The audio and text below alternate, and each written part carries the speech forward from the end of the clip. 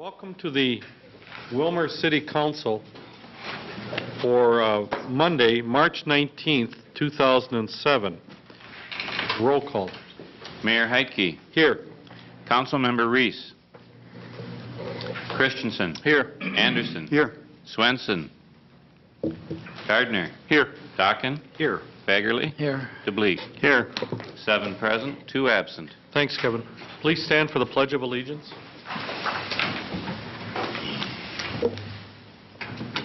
I pledge allegiance to the flag of the United States of America and to the republic for which it stands, one nation under God, indivisible, with liberty and justice for all.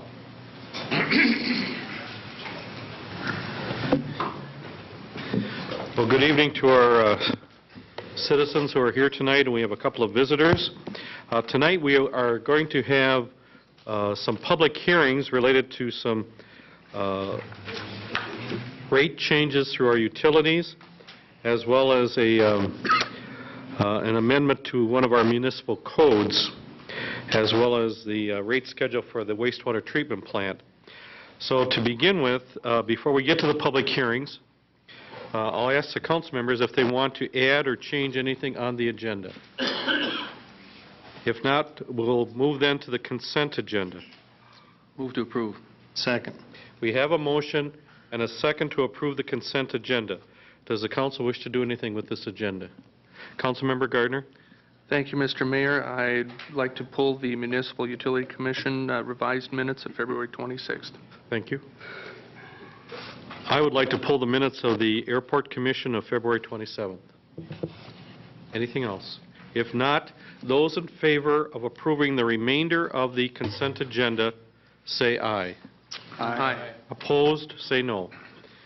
For the people who are watching the meeting, the remainder of the consent agenda includes the last City Council minutes, the Planning Commission of March 14th, the Community Education and Recreation Board minutes of February 23rd. There was a permit application for Prairie Pothole Chapter MWA, and 2 mayoral appointments that the council has now approved. One is for Ms. Maria Diaz to the Housing and Redevelopment Authority. Ms. Diaz works for the West Central Integration Collaborative, and also for Sarah Said, who is being appointed to the Community Education and Recreation Advisory Council.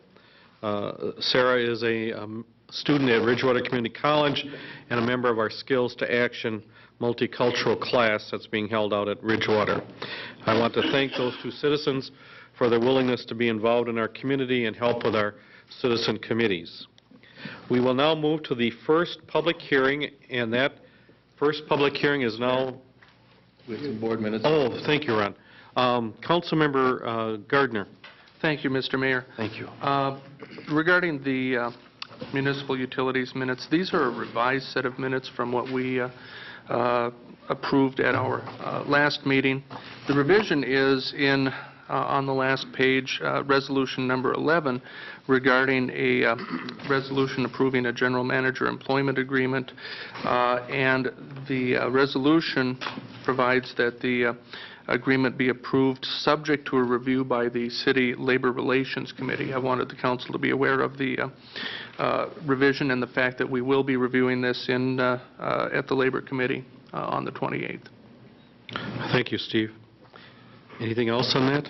Other than that, if there are any questions, I'll stand for that. Okay. Do you want to then make a motion to approve those minutes? If there are no questions, I move to file the minutes. Second. There's a motion and a second to file the Utilities Commission revised minutes of February 26th. Those in favor say aye. Aye. Opposed? Carried. I also wanted to pull the Airport Commission minutes from February 27th. And I'm wondering if staff people could explain a little bit further why the change regarding fuel containers at the airport. Can anybody explain that? Mick, you want to start? Mr. Mayor, members of the council, you will recall some time ago we drafted a proposed ordinance and submitted it to the Airport Commission, and it was to regulate self-fueling at the airport.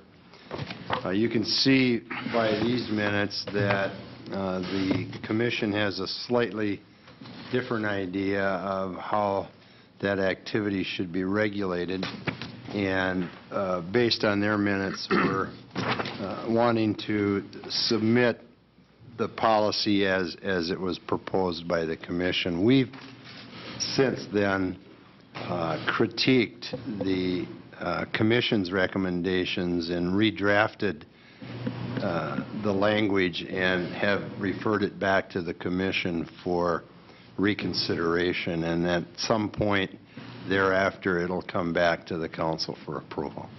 So tonight we are not approving these portable fuel tank regulations? No, that's correct. Okay. No, that's My concern, and I'm glad to hear this, that it's being looked at again, is that, first of all, I don't understand why the number 119 gallons is picked out as the dividing point between a private fueler and a commercial fueler. Well, there are reasons for that, Mr. Mayor, and we'll get into that when we reach an agreement with them on some language and bring it to the council for approval. All right. Okay, would somebody on the council then like to make a motion to approve the Airport Commission minutes of February 27th, with the exception then of the regulation for portable fuel tanks? So moved. Second. We have a motion and a second to approve the Airport Commission minutes of February 27th. Those in favor, say aye.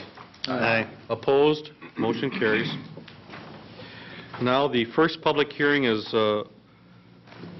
opened, and at this time I'd like to call on Mr. Mike Nichols. The first public hearing has to do with amending electric rates charged by the Municipal Utilities Commission. Good evening, Mike. Good evening, Mayor Heike, members of the City Council. I guess first of all, maybe just a question of procedure. Would it be appropriate to conduct all three hearings or give an explanation for all three of the rate adjustments at one time, or is it better to take them one at a time? Well, Mr. Mayor, he could give an explanation for all of them, but you do need to do a formal hearing for each ordinance. Mike, let's do them one at a time. Okay.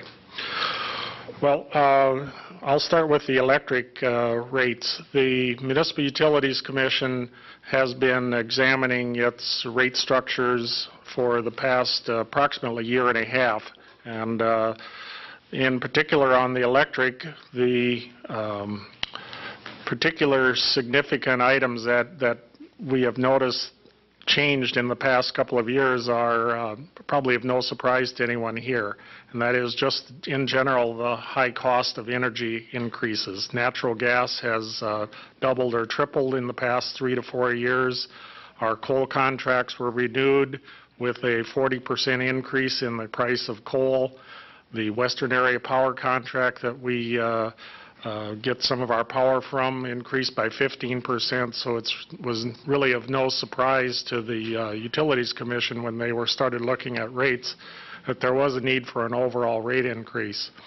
The utility rates, electric rates, were last adjusted in the year 2003, so we are approximately 4 years on those previous rates. One indication of when we are anticipating or expecting that we will have to adjust rates is that our energy acquisition adjustment clause kicks in and we start collecting additional charges on the utility bills. I believe this occurred about 6 months out of the last 12 in 2006. So at any rate, the Commission has engaged the firm of R.W. Beck to examine the cost of service for our electric services, and the reports came back that based on our cost of service, there was an overall need for a 5.8% rate increase. It's not exactly that percentage in all of the rate categories. There are some different rate classes that are seeing slightly larger or slightly smaller increases than that. But overall, the adjustment is a 5.8% increase. The commission conducted its public hearing on the recommendation from staff and from R.W. Beck. They conducted their hearing on February 12th. Following that action, the commission approved a resolution recommending that the rates be forwarded to the city for your action. Be happy to try to answer any questions on this. Okay, first of all, is there anyone in the audience that wishes to comment on this or ask any questions? If not, the public hearing is now closed. The matter comes up to the City Council. Councilmember Dockin. Thank you, Mr. Mayor. Mike, were there any individuals that showed up at the February 12th commission public hearing? No, there was no one from the public present. Thank you. Any other comments from council members? If not, this calls for a resolution. What would the council like to do? It's a motion to adopt the ordinance. To adopt the ordinance, all right. Councilmember Christensen. Thank you, Mr. Mayor. I'll make a motion to approve or to adopt the ordinance, give it a number, and publish it. Second. There's a motion and a second for a resolution to adopt this ordinance, give it a number, and publish it. Further comment? Roll call. Councilmember Christensen. Aye. Anderson. Aye. Gardner. Aye. Stockin. Aye. Fagerly. Aye. DeBleek. Aye. 6 ayes, 0 nays. The resolution passes. The ordinance is adopted. I will now open the second public hearing, which has to do with amending water rates charged by the Municipal Utilities Commission. Mike, would you address that? Yes, in like fashion, the Municipal Utilities Commission directed that staff, and we used a different consulting firm on this study, Burns & McDonnell from Kansas City, Missouri, to, this was about the same time frame, about over the last year and a half. We noticed that sales were somewhat relatively stable, but we were incurring a number of larger expenditures that put some pressure on the costs within the water division. Some of the improvements were probably most recently, you've noted the new roof on the water reservoir and the rehabilitation of that structure. We've also added several new wells over the past several years. We've also added a pressure boosting station to the north side of Willmar. So there's been a number of improvements over the years since the water rates were last adjusted in 1999. So we're going on almost 8 years of the last rate adjustment. The water rates themselves that were recommended, we gave the charge to the consultants when they were looking at the costs and the rate design that there is a new standard in Minnesota that needs to be followed regarding water rate design. The Minnesota Department of Natural Resources has, of course, the responsibility for permits and regulation of all groundwater, which is where our source of our water. They have a mandate to establish what's called conservation rates, conservation water rates. And over the course of the past several years, Bart Murphy, our water supervisor, has been in contact with them about what this concept really means. Simply put, they don't like to see declining block rates. In other words, consumption with more consumption and lower costs associated with that. So we did a redesign of our rates. Instead of having one rate schedule, we in essence have 3 rate schedules now. One that would be known as a residential rate. The second rate class would be a commercial and small industrial rate. The third would be an industrial rate class. Now, all 3 of those rates have a single block to the rate structure, so there is no declining cost or rate as more consumption is used. The fortunate part about this is that it really has relatively minor impacts on each of those individual rate classes, however. But overall, the rate increase that the Commission is recommending is 8.5%. It'll be slightly more or less depending on the rate class that you are in. However, we're very pleased to report that Willmar's rates, even following such an increase as this, will remain among the lowest in the state of Minnesota and probably among many of the communities our size.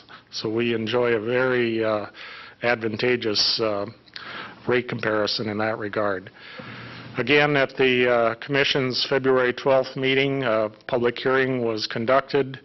To answer Mr. Dawkins' question, no one was present to talk or ask about the water rates, and the Commission did approve a resolution recommending that the 8.5% rate increase be recommended to the City Council. Thank you, Mike. Is there anyone in the audience that wishes to ask any questions or make any comments about the proposed increase in water rates? If not, I will close the public hearing on this matter. Council? Mr. Mayor, I'll move to adopt the ordinance, given a number, and publish it. Second. We have a motion and a second to adopt this ordinance, give it a number and publish it, which increases the water rates charged by the Municipal Utility Commission by 8.5% overall. Further comment from council members. Councilmember Dockin. Thank you, Mr. Mayor. Mike, what's the difference between commercial and industrial? And are they I would assume, the two bigger consumers of water, industrial and commercial? Well, in general, that could be true. The classification has, well, it sometimes does befuddle us even, but in general, an industrial customer would be someone who's involved in manufacturing or processing. Commercial would be something less than that in terms of, business, buying, selling, retail, et cetera. So the definitions are not hard and fast. A lot of times what we go by is the standard industrial classification, or SIC codes. In general, though, the larger users of water would fall into that industrial class, generally speaking, but there's no one simple answer to that, however.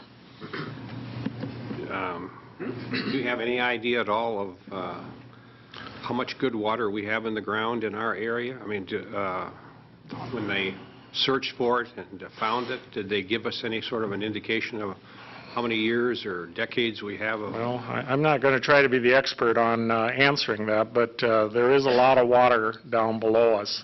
We are not unlimited, however, on what we can extract. Again, as I mentioned, we are regulated by the Minnesota DNR.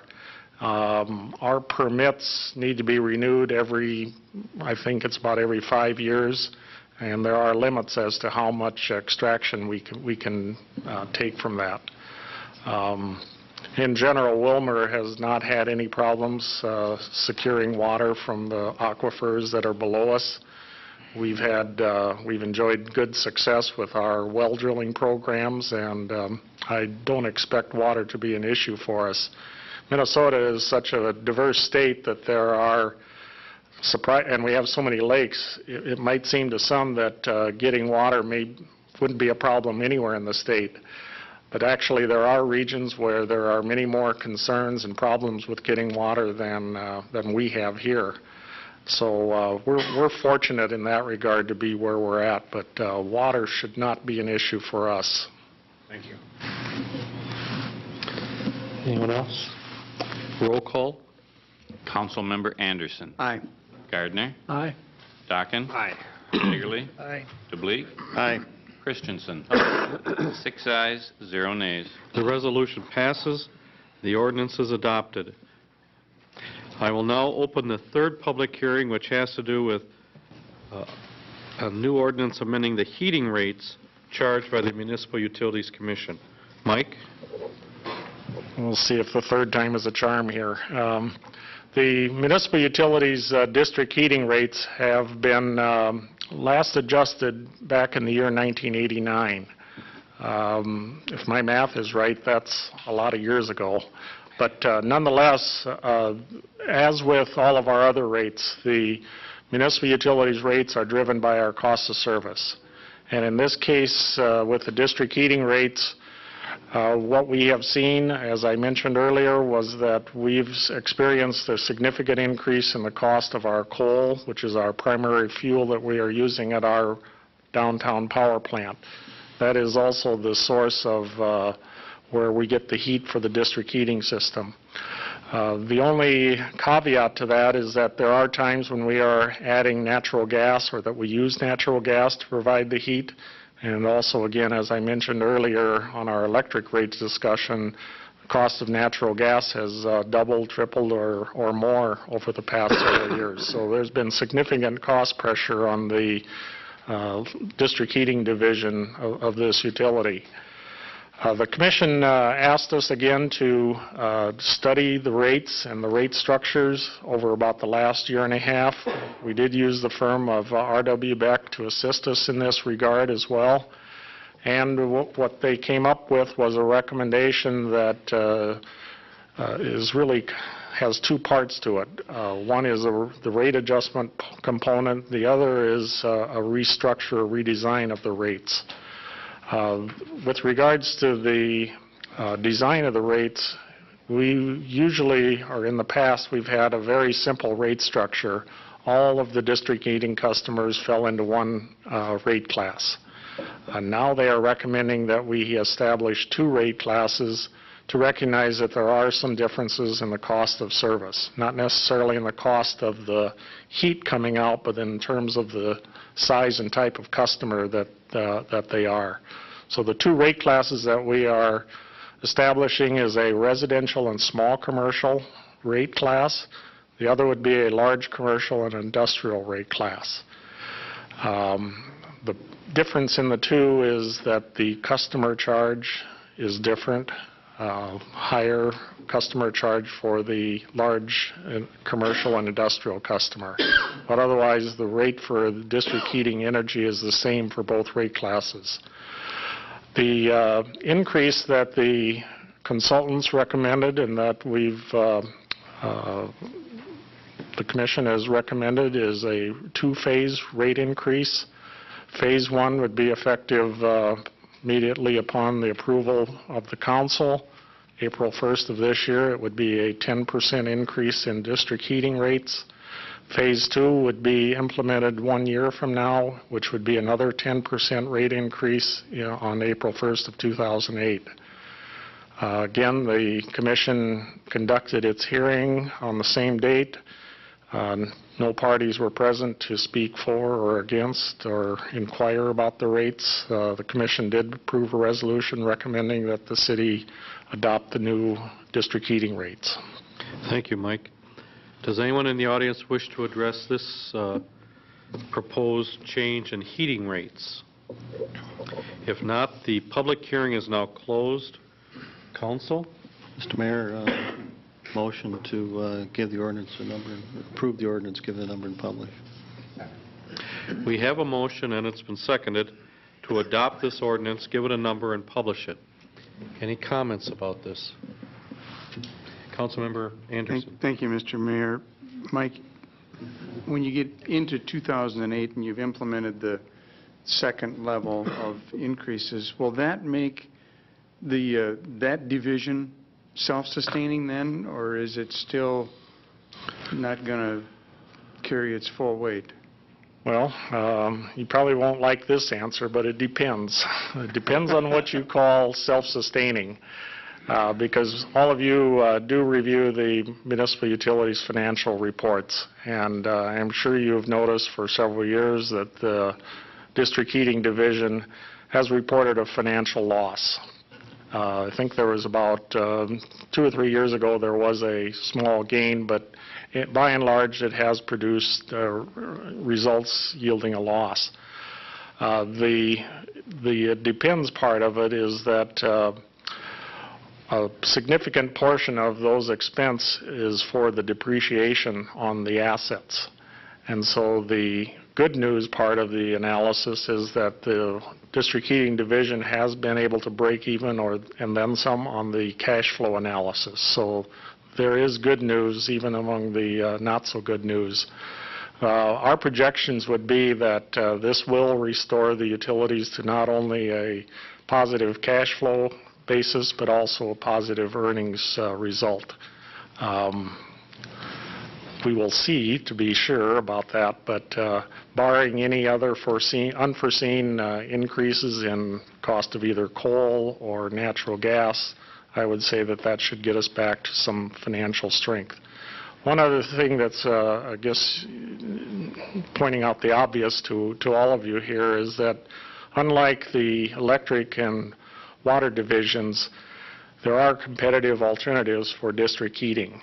And so when the district heating system was built and expanded in 1982 and for several years after that, the Commission always had to be aware that those customers did have alternatives, so they could turn to other sources for their heating. So the Commission needed to maintain a competitive aspect to its pricing and charges for district heating service. Again, then this is not taking advantage of the situation, but when natural gas and fuel oil, which are the primary competitors, when their costs have increased by double or triple, it does give a little bit of a window of opportunity for the Commission to adjust rates, still maintaining competitiveness on our resulting rates. So this was felt by the Commission to be a time to react to that. Thank you. Any other comments? Councilmember Dockin? Thank you, Mr. Mayor. Mike, you said that you went to 2 rates and it was driven by cost of service and size and type. Can you tell me some more about each of those 2, cost of service and size and type? What does that mean? Well, in general, the equipment facilities, the size of the heating equipment in the buildings are, of course, larger with the larger customers. The cost structure of district heating is a very capital-intensive business. There's much more investment for the size of customer than to a residential or small commercial customer. So the recovery of that has been changed in terms of that customer charge so that the larger customers can repay more of that investment. The cost of the energy, in other words, the heat that's delivered to those buildings, whether they be a small building, a small customer, or a large customer, the cost of producing that heat is all the same. So the energy part of the rate is the same for all classes, but the fixed cost or the customer charge has been it's been treated differently so that there's a recognizing again the size and the cost of that investment. You also said that the businesses downtown have an alternative. Does Rice Hospital have an alternative heating source? They, quite frankly, must be one of the larger users of district heating. Yes, they clearly are. Actually, when Rice Hospital was beginning its explorations for its expansion project, we did have some discussions with them about what their options were. And I won't go into all the depth and detail of that, but the Rice Hospital and the utilities reached an agreement whereby they would agree to stay on the district heating system. It was viewed by everyone at the time that it was a win-win situation. This was probably at a time before the natural gas run-up occurred, so this is going back about 4 or 5 years. And I have not spoken to the hospital administrator about it, but I would almost have to believe that they would be very pleased with their decision to this point. But at any time, they or any other customer would have that same option to make a switch. Certainly there'd be costs associated with it. There'd be resulting impacts to the utilities as a result of that, but that's what competition is, and that's what it does. Thank you. Anyone else? Councilmember DeBlee? Yeah, thank you, Mr. Mayor. With Mike, with the increasing cost of natural gas, have you done anything to improve the customer base or try and get customers to switch on to the hot water system? The commission has only briefly discussed that. We essentially have had a policy for probably about the last 10-plus years that the network would not be expanded. That was, of course, in a time where natural gas, the so-called natural gas bubble, was still around. Natural gas was very competitive and very cheaply priced relative to some other forms of energy. So the commission had a so-called moratorium on expanding the network.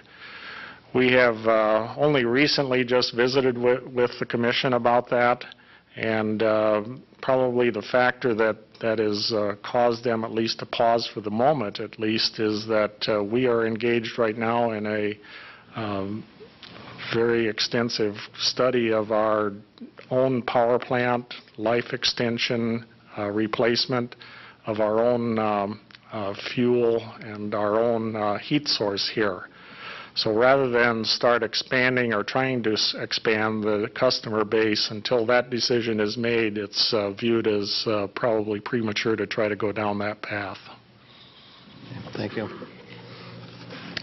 Just to add to that, though, it could be an important factor should the indications be that we want to continue with local generation and have district heating as an option. It could remain for a very viable option for us in the future. All right, ready to vote? Roll call. Councilmember Gardner. Aye. Dockin. Aye. Fagerly. Aye. DeBleek. Aye. Christensen. Aye. Anderson. Aye. 6 ayes, 0 nays. The resolution passes, the ordinance is adopted, and the heating rates will be increased as they were explained here tonight. Thank you, Mike. Well, thank you, Mr. Mayor, members of the council. Appreciate your actions. Thank you. The next public hearing is now open. This is an ordinance, considering an ordinance amending the rates schedule for the users of the wastewater treatment plant. Steve Okens, would you explain that, please? Yes, sir. Mr. Mayor, members of the council, at the city's last Finance Committee meeting, they did their annual review of the city's waste treatment rates. These rates are called for an annual review based on a rate study commission that the council had Springsteads Incorporated do about 4 years ago. During that rate study, it was a recommendation that the city, in preparation of the reconstruction and relocation of the city's waste treatment plant, raise the city rates at an annual rate of 6.35%. The waste treatment rates consist of 3 different sections: the user charge, the debt service charge, and then an unmetered charge.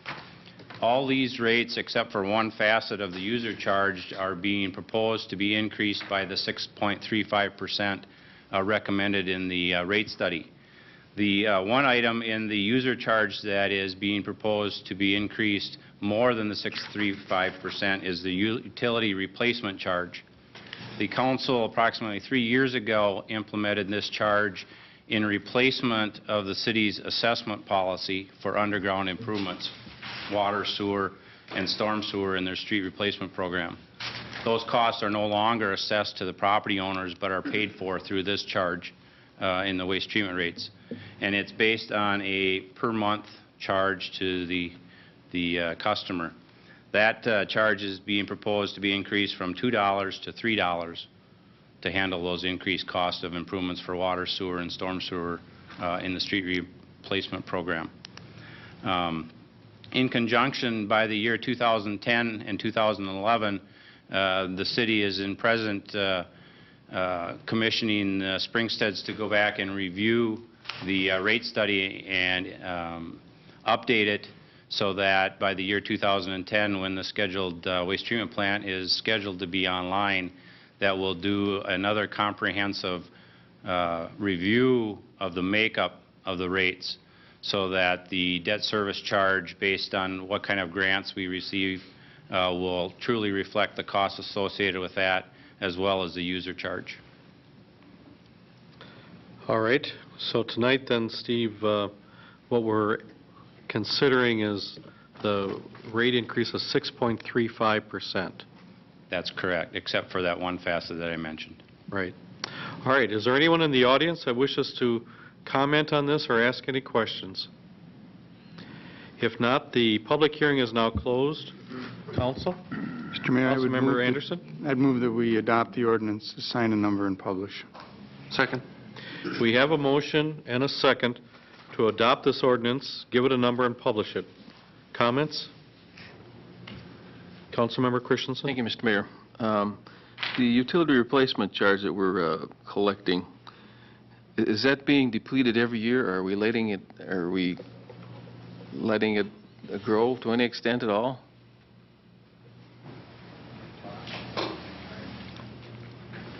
It's been our intent up to this point, Mr. Mayor, members of the council, that the dollars be used each year as we try to catch up with some of our street reconstruction activity.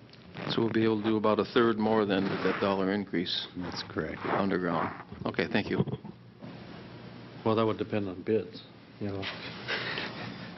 I don't know that all the supplies stay the same price, so. All right, any other comments? Councilmember Gardner? Thank you, Mr. Mayor. Steve, just to clarify, you said that Springstead's was going back and we were going to have them look at the rates again. When was that going to take place? They're presently working on that as we speak, in conjunction and conversations with Donahue and Associates, who's been hired by the city to design and construct the waste treatment plant, along with conversations with the Public Facilities Authority, where a lot of the financing may be implemented through. And that'll be something that we'll see coming down the road within the next particular length of time? Or? I would guess within the next year to year and a half that would discussion will be taking place, if not sooner. Okay, thank you. Anyone else? Roll call? Councilmember Dockin. Aye. Fagerly. Aye. DeBleek. Aye. Christensen. Aye. Anderson. Aye. Gardner. Aye. 6 ayes, 0 nays. That ordinance passes. I will now open the fifth public hearing. This has to do with another ordinance that amends the municipal code by adding the definition of public place. And I'll call on our city attorney, Mr. Ronning, to explain this. Thank you, Mr. Mayor, members of the council. The wording that's been proposed to be added to this section of the intoxicating beverage ordinance is probably seems like a common sense addition without having that sentence in there.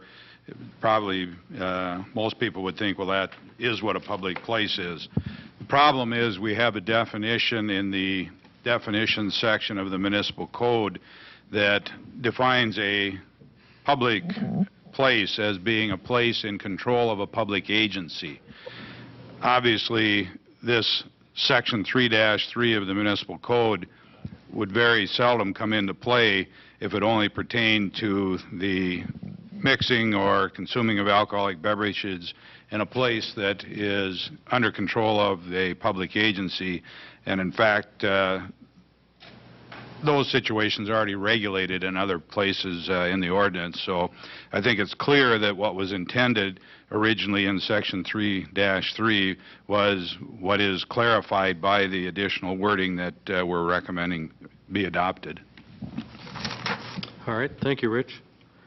Anyone in the audience wish to comment or ask questions about this? If not, the public hearing is closed. Council? I'd move we adopt the ordinance, assign a number, and publish it. Second. We have a motion and a second to adopt this ordinance, give it a number, and publish it. Further comment about this? Roll call? Councilmember Fagerly. Aye. DeBleek. Aye. Christensen. Aye. Anderson. Aye. Gardner. Aye. Dockin. Aye. 6 ayes, 0 nays. That ordinance is also adopted. We are now down to number 8 on the agenda, and this is the consideration of a resolution accepting the offer on sale of $3,285,000 general obligation improvement bonds, Series 2007A, providing for issuance and levying tax for the payment thereof.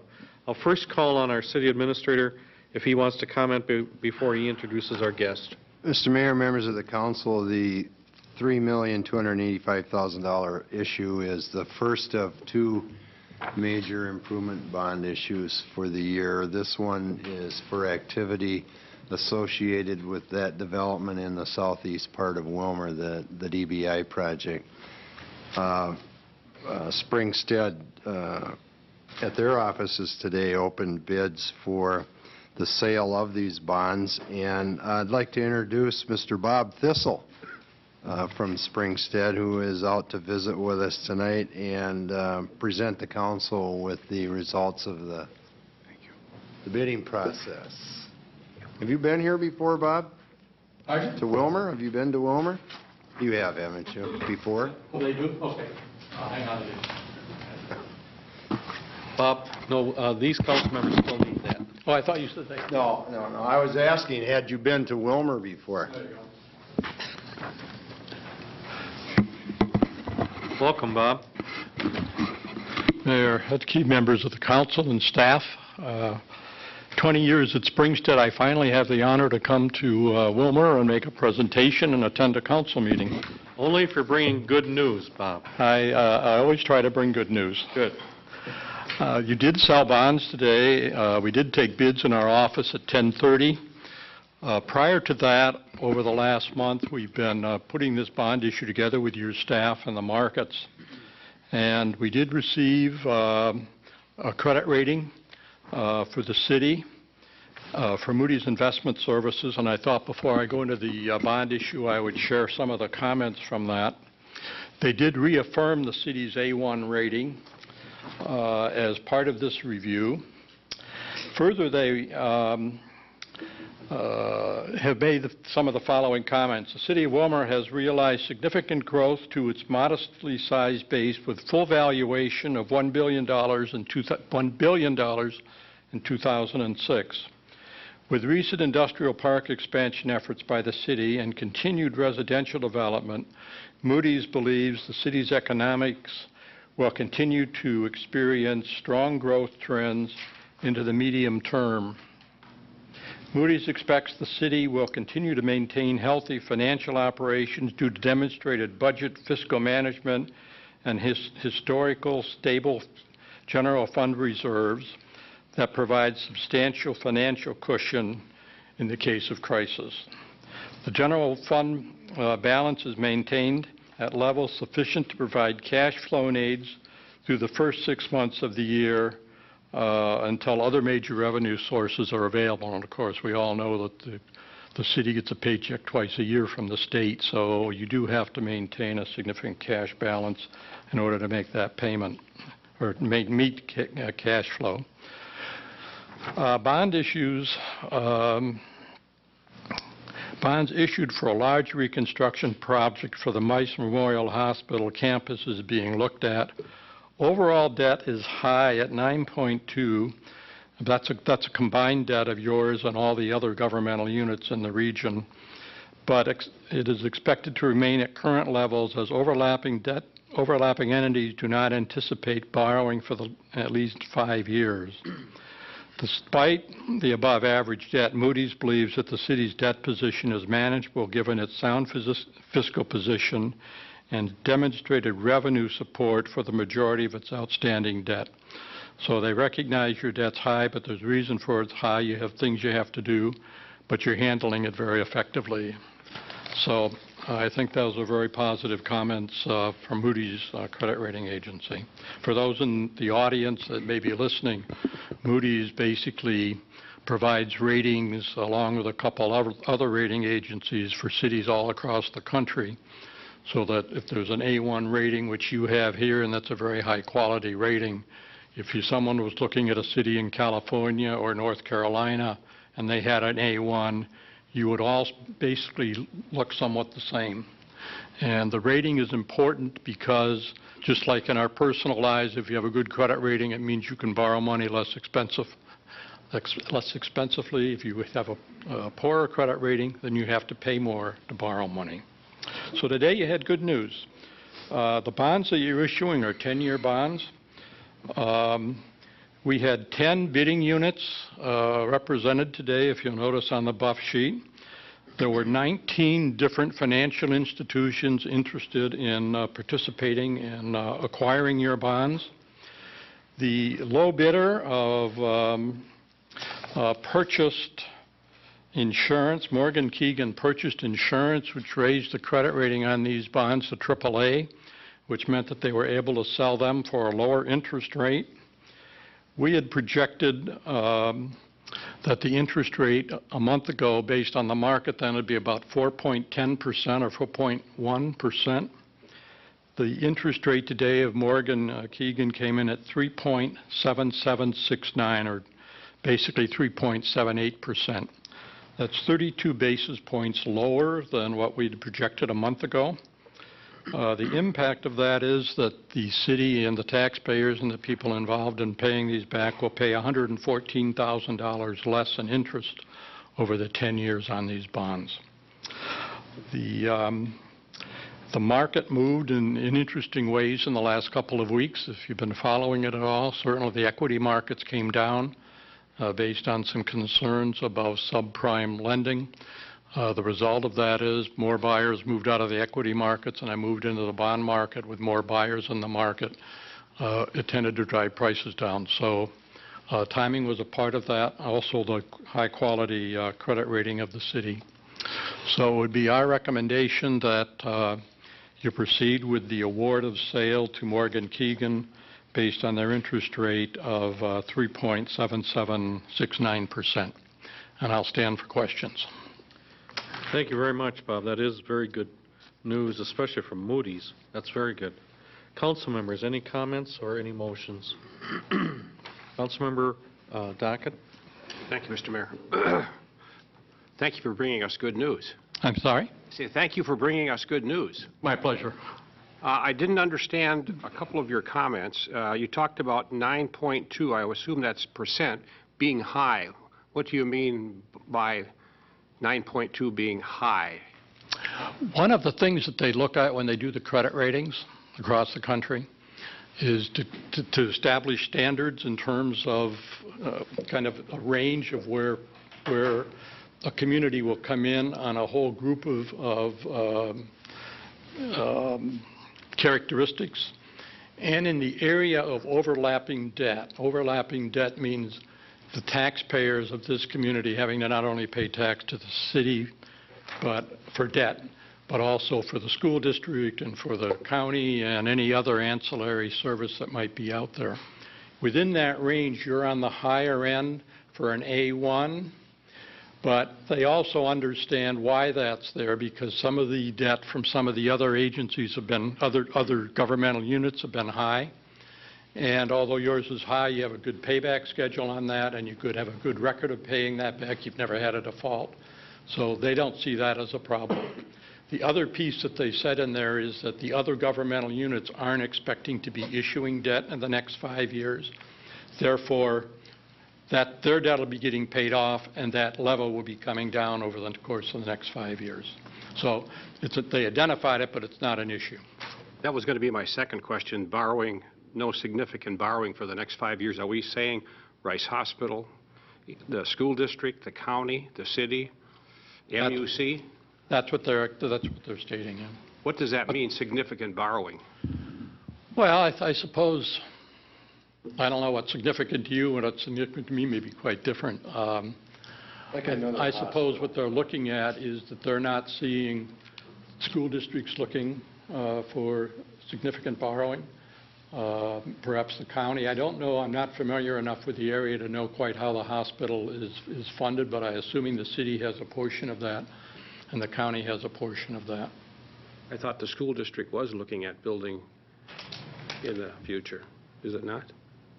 Well, at some point in the future, they are talking about. But we're talking about the next 5 years, over the next 5 years. Yeah. Okay. Yeah. Thank you. Okay. Other comments here? Councilmember DeBleek. To follow up a little bit more with Councilman Dawkins' questions, the debt that they're talking about, is that debt all total government debt?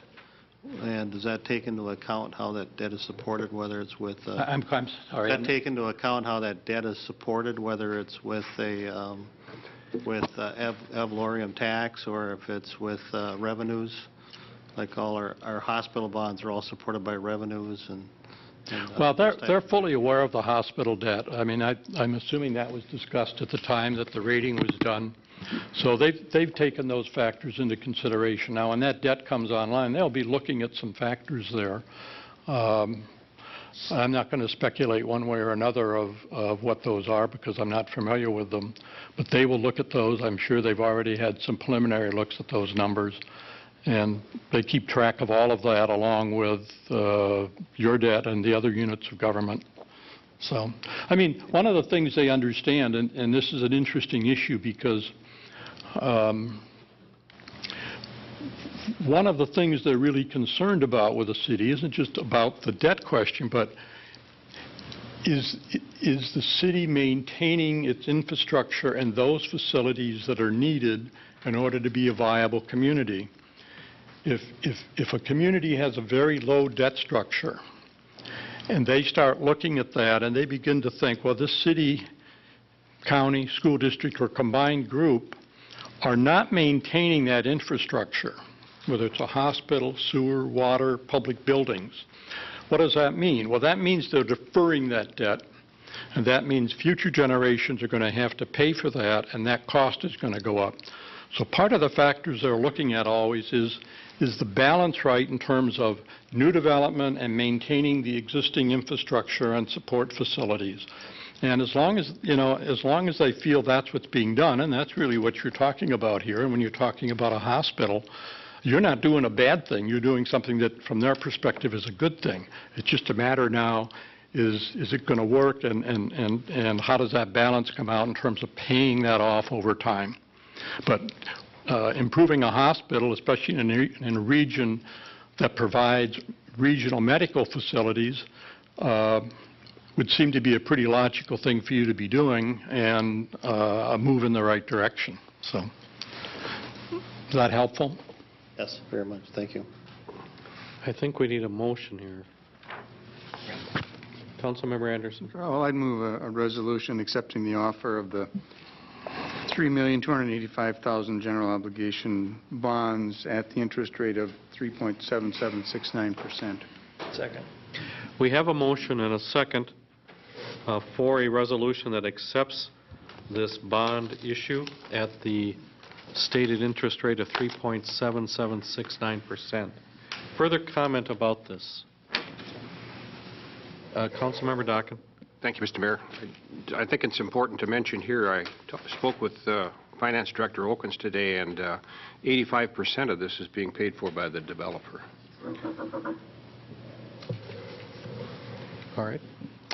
Roll call. Councilmember DeBleek. Aye.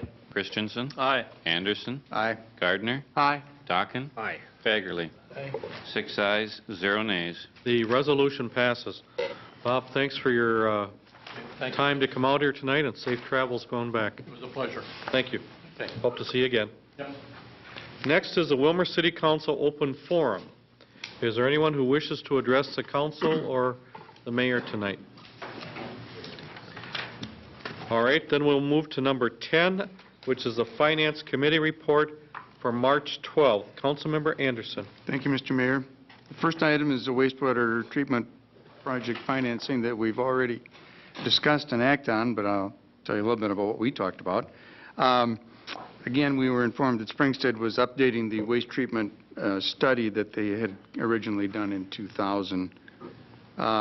Overall waste treatment operating costs will be considered, as well as related bond payment schedules and increased cost estimates for the new plant when making their determinations.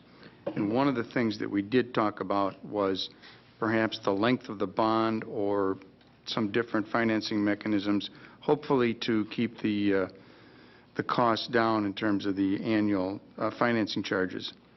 Based on the original study, the current year's proposed rate increase of 6.35%, which was presented tonight at the public hearing. That was for information only. The second item had to do with the local option sales tax. We reviewed the report of the local option sales tax, use taxes and excise taxes through the end of the year 2006. It was noted that the original budget for sales and excise taxes anticipated to be received for 2006 was $1.5 million, but we actually received $1,649,930 net of the state's administrative costs. That was also given to us for information only. The third item has to do with the Economic Development Partnership. We were reminded that the old Economic Development Partnership, which was a predecessor to our present Economic Development Commission, was a for-profit corporation, and that corporation still exists today. It was pointed out that the city isn't and can't be the fiscal agent for that partnership part of the Economic Development Commission. However, the city is the fiscal agent for the Economic Development Commission.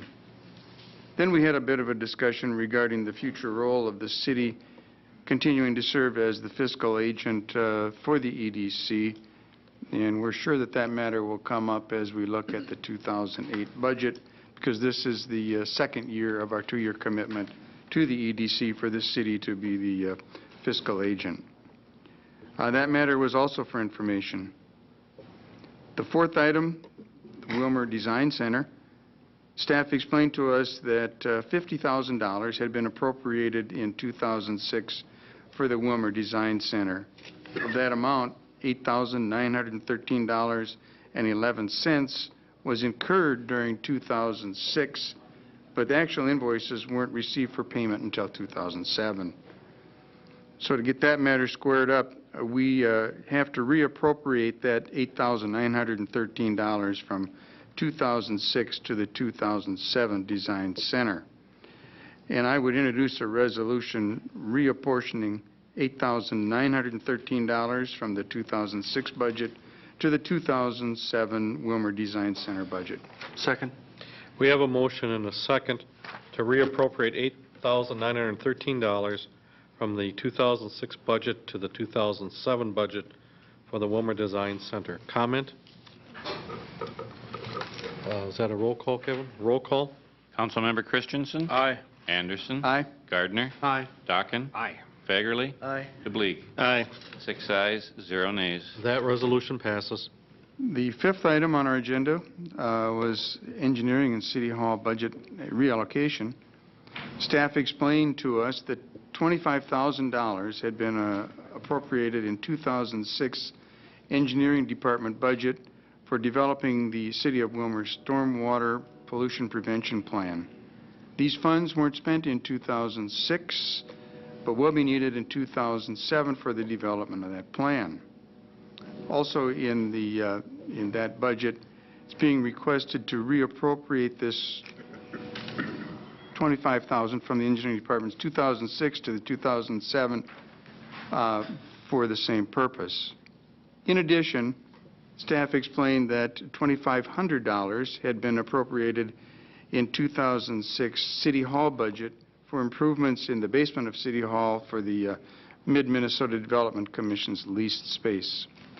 These funds were not spent in 2006, but will be needed in 2007 to finish these improvements. It was requested to reappropriate this $2,500 from City Hall 2006 budget to 2007 for that purpose. I would introduce a resolution reappropriating $27,500 from the 2006 budget to the 2007 engineering department budget, and that's $25,000 for the wastewater treatment pollution prevention plan, and City Hall $2,500 for remodeling of the lower level. Second. We have a motion and a second to reappropriate $27,500 from the 2006 budget to the 2007 budget for the engineering department. Further comment? Roll call? Councilmember Anderson. Aye. Gardner. Aye. Dockin. Aye. Fagerly. Aye. DeBleek. Aye. Christensen. Aye. 6 ayes, 0 nays. The resolution passes. Final item of business were some reports. We looked at the February 2007 CVB report, the 2007 RAC 8 report, and the February 2007 EDC report. That's for information only. Unless there's questions, I'd move to file these minutes. Second. We have a motion and a second to file the minutes. Those in favor say aye. Aye. Opposed? Carried. Next are the Public Works Safety Committee report minutes from March 13th. Councilmember Christensen. Thank you, Mr. Mayor. First item on our agenda had to do with the Becker Market request for 2007. Beth Doherty had presented a request from the Willmar Design Center to, again, offer the market every Thursday for the months of June through September. They plan to offer farmers' products, homemade items for sale to the public. The request includes blocking off Becker Avenue between 4th and 5th Streets, the same as last year, 2006. The only change is the time allotted for the market. It will be 1 hour shorter, going from 3:30 p.m. to 6:30 p.m. Again, plan to allow for a 20-foot strip on the south edge of Becker Avenue for the passage of any emergency vehicles. After some discussion, the motion was made, passed, and seconded for the following, and I will introduce this motion to approve the request to allow Becker Avenue between 4th and 5th Street to be blocked off each Thursday during the summer months for the Becker Market. Second. We have a motion and a second to block off Becker Avenue between 4th and 5th Street for the Becker Market starting on Thursday, the months of June, July,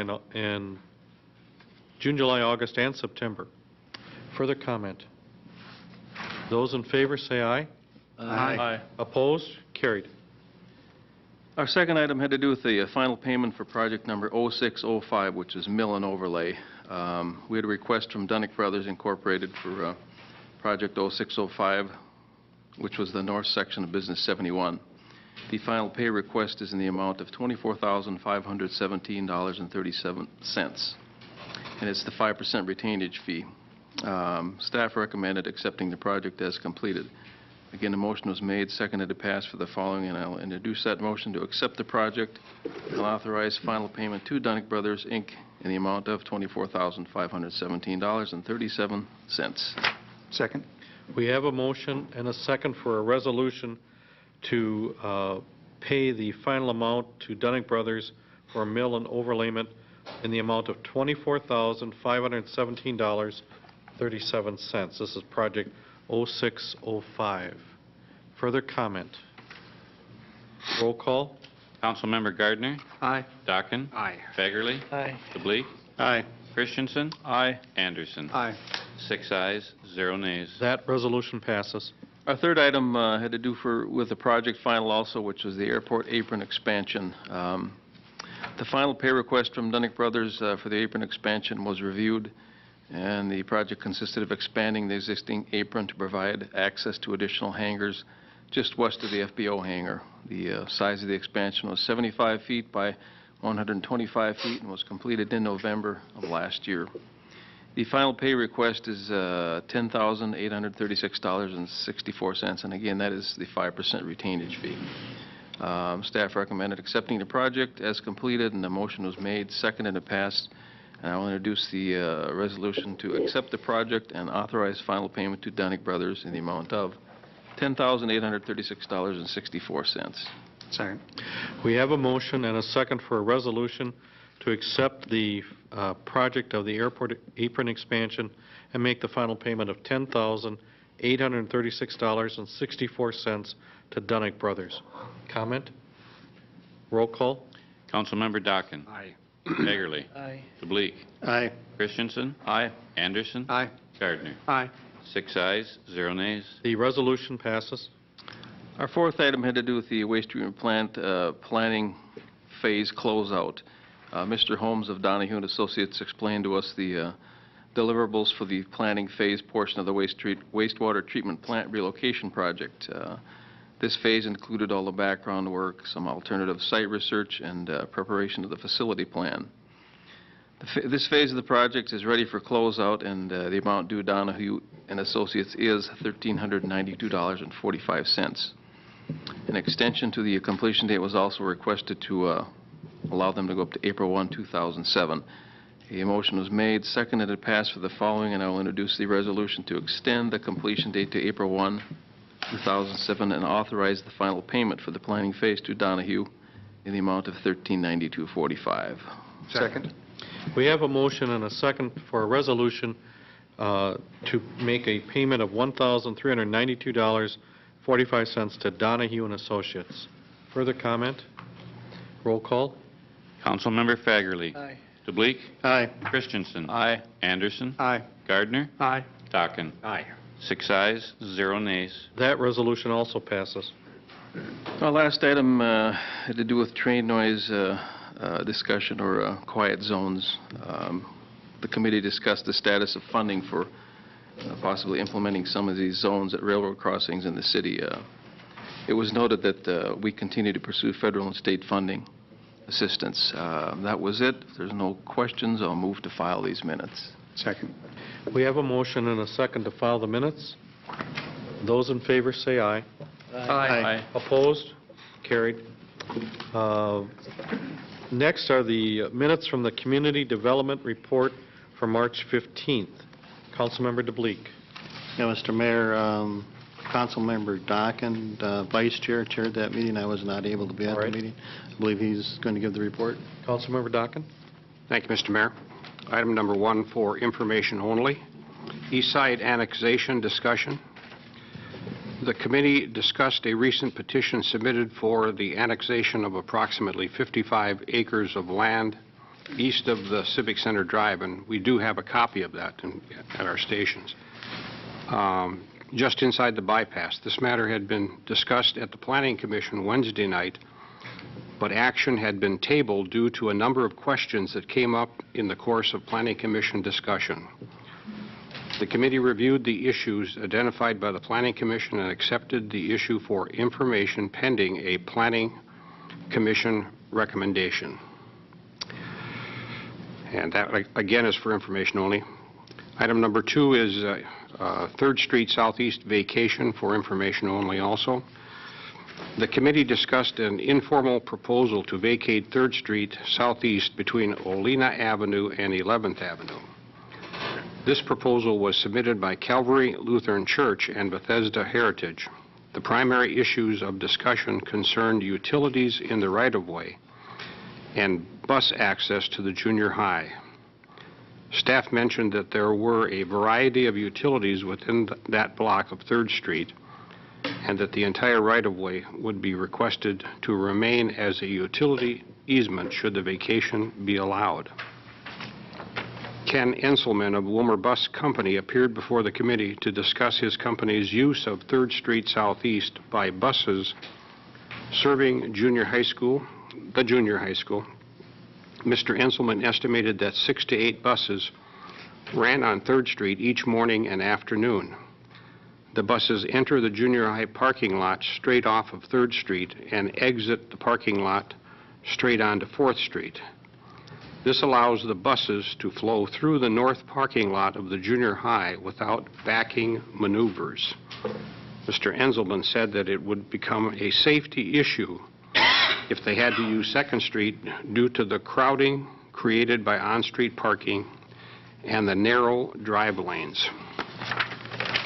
The committee discussed whether or not signing the streets to control parking might alleviate the problem. Staff mentioned that 3rd Street Southeast was in the 2007 improvement project and that if council is considering vacating this one-block stretch, it should be pulled from the project. The committee also discussed the possibility of vacating 3rd Street, but requiring a one-way lane north to south through the vacated right-of-way to provide access for buses to the junior high. This would allow for parking on both sides of the proposed one-way route. Staff will discuss this possibility with the church and nursing home. Again, because the Planning Commission tabled action on this matter, the committee took no action to move the matter forward. And again, that's for information only, Mr. Mayor. Item number 3, updates. For information only, staff provided an update on local development activities. Discussion focused primarily on the industrial park plat and redevelopment efforts. The creation and function of the upcoming housing task force was also discussed. Item 4, train noises. For information only, the committee discussed briefly the inability of the city's lobbyist to identify sources of federal funds to assist the creation of quiet zones. Councilmember Christensen stated that the city should budget for quiet zones if there is no outside governmental assistance available. And Mr. Mayor, Mr. Peterson also mentioned some information that he had recently got on directional horns, if you want him to provide that at this time. Sure, let's hear about that.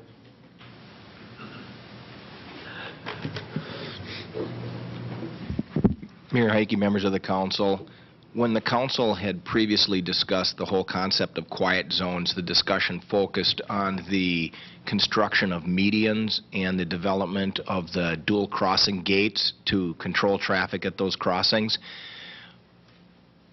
In contact with a consultant that deals with this type of work, staff has become aware of another possible solution, and that being a directional horn that would be located at each intersection or at each crossing.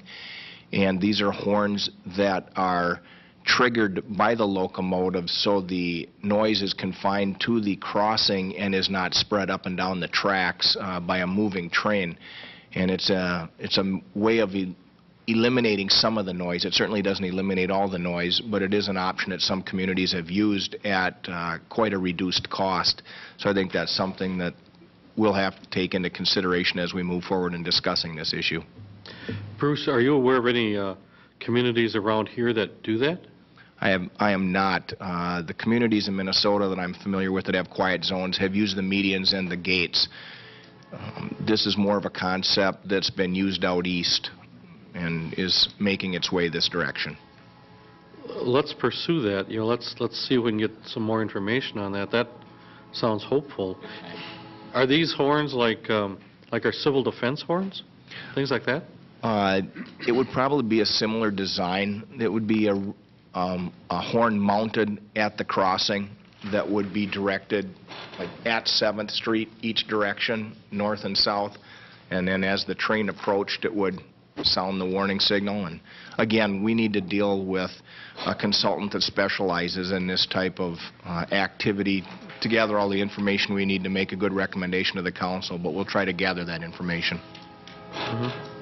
Sounds like you're being drowned out by the competition here, so. All right, well, that's encouraging. I think anything. I have a question for the members of that committee. It said that the city, somebody in the, or Ron, I guess, said this, the city should begin to budget for quiet zones. Do you have any thoughts about, you know, what kind of money we're looking at here when we start putting the budget together this summer? Well, originally we were told, I believe, per crossing it was around $200,000, if I'm not mistaken. $250,000. $250 per quiet zone, and I think we had stated that at least 3 of the crossings in the downtown area needed to be targeted. Even if we did one, it would eliminate a lot of noise. Where to get the money from, that's another question. Yeah, that is a big question. All right, so $250,000 per crossing. All right, thank you. Anything else, Jim? Mr. Mayor, that was the final for information only item, so if there are no further questions, I'll move to file these minutes. Second. There's a motion and a second to file these minutes. I have one question. If this discussion about vacating 3rd Street, if the street is vacated, who still has responsibility for the street in terms of the asphalt, you know, if it has to be replaced, or, you know, does the city retain ownership of a vacated street? No, sir, Mr. Mayor. The property owners on either side would then become the owners of that property. Some of our concerns, of course, are to maintain the necessary easements for any utilities that are in the area, but ownership reverts to the adjacent property owners. So in this case, if this were pursued, the ownership would go to Calvary Lutheran Church and to Bethesda Homes. Okay? They're fully aware of that and the related costs of maintaining a vacated street. Well, one would assume that when a street is vacated, it's no longer being used as a street. Would it be used as a parking lot, maybe? Or ripped out eventually if they expand their Campus. respective campuses. Okay, all right, thank you. There's a motion and a second to file the minutes. Those in favor say aye. Aye. Opposed, carried. Next is a consideration of a preliminary plat called the Sterling Apartments. Bruce, would you explain that? Mayor Heike, members of the council, the Sterling Apartments plat is a two-lot plat, and it's actually a replat of property on 28th Avenue Southwest. There are two apartment buildings on this property right now, and the owners wish to separate them onto separate legal descriptions for individual sale. There are some easements that staff and the Planning Commission have recommended be added to the plat, and the City Assessor's Office has requested that outlot declarations be prepared to deal with access issues and the maintenance of the stormwater pond. It's a recommendation of staff that the council approve the preliminary plat with the addition of these easements and declarations. Thank you, Bruce. Council? So moved. Second. We have a motion and a second to approve the preliminary plat for Sterling Apartments. Comment? Well, that's a simple motion, Kevin. Those in favor say aye. Aye. Opposed, carried. Next is a consideration of a temporary liquor license for the West Central Builders Association. Kevin? Mayor Heike, members of the council, once again, the West Central Builders Association has rented out the Civic Center for their home show, conducting that March 30, 31st, and April 1st. And they have plans to offer free alcohol to their members after the closing hours and all the patrons have gone home. It still requires a temporary license to distribute and consume alcohol on that public place. So it's staff recommendation that we approve the temporary license for the West Central Builders Association. Thank you, Kevin. Move to approve. Second. We have a motion and a second to approve this temporary liquor license for the West Central Builders Association. Comment? For those in, is that a roll call? Roll call, alcohol. That's a roll call. Councilmember DeBleek. Aye. Christensen. Abstain. Anderson. Aye. Gardner. Aye. Dockin. Aye. Fagerly. Aye. 5 ayes, 0 nays, 1 abstention. That motion carries. Ron, are they going to use both arenas out there for that show? No, just the one. Just the one, okay. We have a couple of department reports, but let's take care of our committee meeting dates first. For the council members, Finance Committee, Mr. Mayor, Finance will not meet next week. all right. Public Safety, Public Works? Mr. Or Mayor, Public Safety, Public... Public Works, Public Safety will meet Tuesday, the 27th of March, 4:45 p.m. March 27th, 4:45, Public Works, Public Safety. Community Development, Community Development will not meet next week. Labor, Mr. Mayor, Labor Committee will meet on Wednesday, March 28th at 4:45. Labor, March 28th, 4:45. Are there any other announcements in the community that we need to be conscious of here? If not, at this time, then I'd like to turn the meeting over to our police chief, who is going to give his annual police department report for 2006. I'd like to welcome Police Chief Jim Culsett. Thank you, Mayor Heike. Members of the City Council, you have in front of you the 2006 Police Department's annual report. As you can see, it's a 44-page document, and I'm not going to go over each of those pages. In fact, I've prepared a PowerPoint presentation that'll highlight some of the information in there. The reason I did a PowerPoint this year isn't necessarily because I'm technologically savvy, but I'm not as handsome as Kevin, and I don't own a suit like Steve Brizendine, so I needed some charts and graphs to help out the public so they don't have to look at me for 15 minutes. Uh-oh. You'll find this particular chart on page 6 of your annual report. It's a 10-year chronology of our staffing levels and our calls for service activity. As you can notice, in 2006, we've seen a significant increase in calls for service, about 19%. We had numerous personnel changes in 2006. We hired 3 new officers. You'll find this information on page 5 of your report. We hired 3 new officers, and you got to meet them last summer, as you can recall.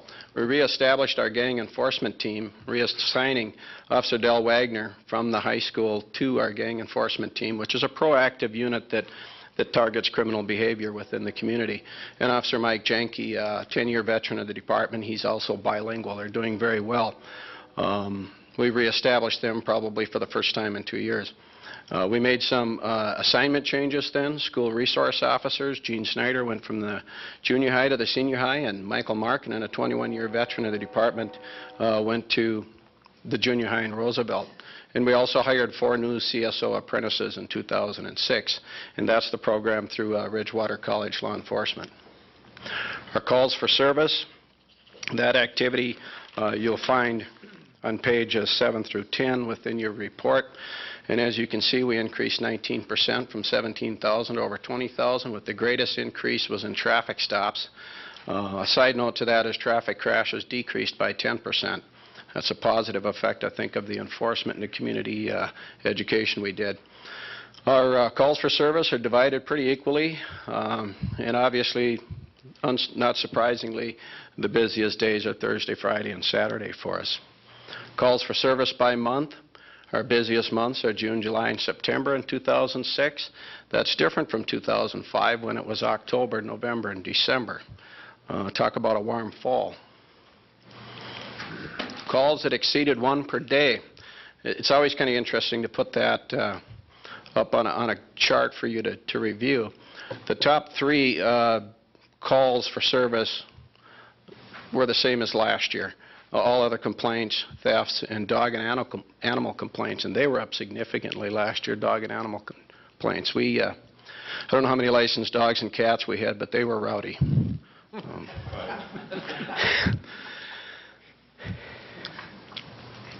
In your report on page 13, you'll see this particular graph. It's the Uniform Crime Report. It's the same report that's used by the FBI and the BCA and also by our department for comparison purposes.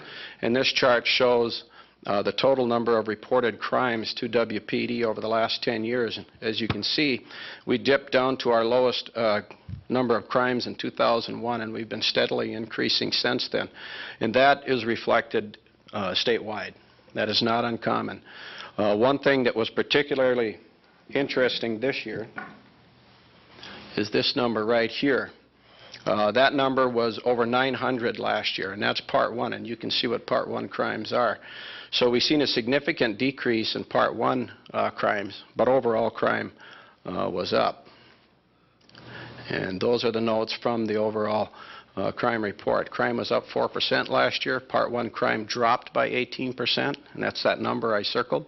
Part 2 crime increased by 23%, led by vandalism. Assault and disorderly conduct were up 23%. Forgery and fraud increased by 45%, and those are identity theft cases.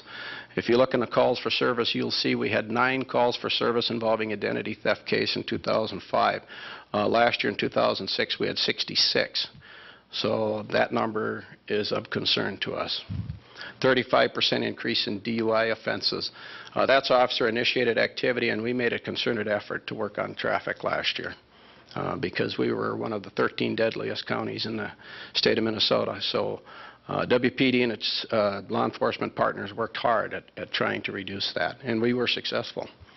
The crime rate per 100,000 residents, that's a chart that you'll find on the bottom of page 13, and that shows a 10-year chronology of crime rates per 100,000. This is how you compare our community with other communities. And even though you see we bottomed out in 2000 for the crime rate, and it's been increasing ever since, we still compare very favorably to other outstate regional centers in Minnesota. And again, that's a trend that's been going up statewide. The arrests, you'll see information on arrests on page 12. That's a 5-year comparison, and that had been trending down also for the last 4 years. And in last year, we made 100 more arrests than we did the year before. We had 1,219 arrests in 2005. 2006, we had 1,319. Some of that has to do with us being up to staff. Some of that has to do with us making a lot more DUI arrests. Adult arrests were up 5%, juvenile arrests 16%, and total arrests were up 8%. Traffic enforcement, we've seen a huge increase there. Our traffic contacts increased 53% from 2005. We went from roughly 6,500 traffic contacts to over 9,500. Some interesting things in that traffic data, which you'll find on page 14 through 16 of your text. 757 driver's license violations. We wrote more driver's license violations last year and sent them to district court than we wrote speeding tickets. That should be concerning. 436 insurance violations. And again, Candioi County in 2005 was one of the 13 deadliest counties. 2006, they are not. We didn't make the top 13 in 2006. That's a good thing. Property report, you'll find that information on page 17. We've taken a lot of property as evidence found property or for safekeeping. Almost 1,800 items. 186 bicycles. Most of them we sell at auction, and Kevin will tell you there's some great deals. We seized over 30 vehicles. We've kept 3 of them to drive ourselves, including the vehicle that I drive. And we have forfeited $6,300 in cash. And we can take property from drug dealers and people that have had too many drunk driving arrests. We can take their vehicle and we can seize assets for drug cases. And there's a 5-year chronology of our forfeiture activity. You can see we still have 11 vehicles pending from 2006 for forfeiture. Some miscellaneous information that you will find in the report on page 19. False alarms. We had 430 alarms installed in the city that we're aware of. 19 of those alarm holders had over 5 false alarms, and they're billed $100 for each one of those false alarms over the first free 5. And you can see we collected $8,100 doing that. We towed 670 vehicles in 2006 compared to 705 in 2005. And there you can see what we collected for towing and storage, etc., and administrative fees. We sold 183 at auction. And your police department's fleet put on roughly 408,000 miles in 2006. Hence, I needed the mulligan for the gas budget. Officer training. I put this slide in here for a reason. You can see we had over 3,700 hours of training compared to 2,900 last year. It was a 26% increase. And that's because of the demographics of our department. We're a young department right now in our patrol staff, and we need the training. And I think it reflects on Kevin's report when it talks about claims against the city. I think your police department, for what it does day in and day out, does a pretty good job of keeping you out of harm's way civilly. And I think that's because of training. Community education, we presented over 137 classes to a wide variety of audiences, and you can see that there. There's a complete listing on pages 20 and 21 of your report.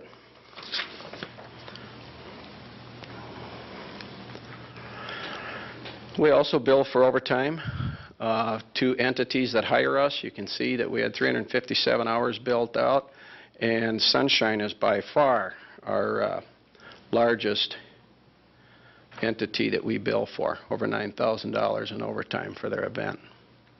So if you hear somebody say that Sunshine costs the police department a lot of money, we bill it. We're broken down into basically 3 divisions, our patrol division, our detective division, and our juvenile division.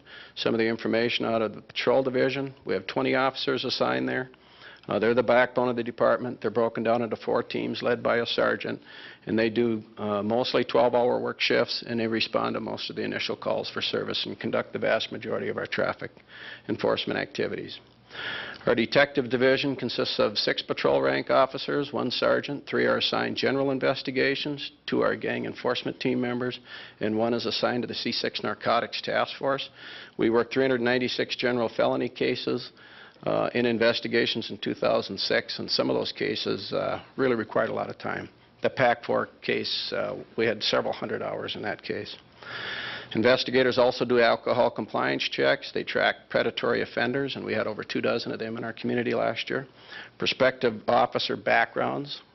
We do extensive backgrounds on hirings. Internal affairs investigations for other agencies. We maintain intelligence files, and we do community presentations in the detective unit. Juvenile division as a sergeant. Now we have 3 school liaisons, but at the end of last year we had 2.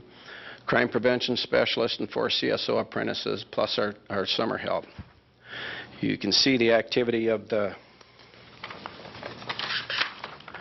community service officers in your report, and that was up considerably, especially animal complaints. And most of our community policing, crime prevention, and education is coordinated out of our juvenile division. I can't do one of these without mentioning the people on watch, our citizen volunteers. To be a PAL member, you have to pass a background check. You have to attend a 16-hour academy, and so far we've trained 150 people to be PAL folks. About 45 are active. They work 782 hours of volunteer receptionist duty at the police department, which made it so that we didn't have to replace a half-time clerical position there last year. So they save you money. They contributed over 2,400 hours to the community through patrol, receptionist duty, or special events assistance. They'll work like Sunshine, they'll work holidays, parade, they'll work Willmar Fest parade, etc. School resource activity. We have 3 officers in the schools now, and you can see some of the activity that they're involved with. And that's on page 30. A lot of this activity was up from a year ago.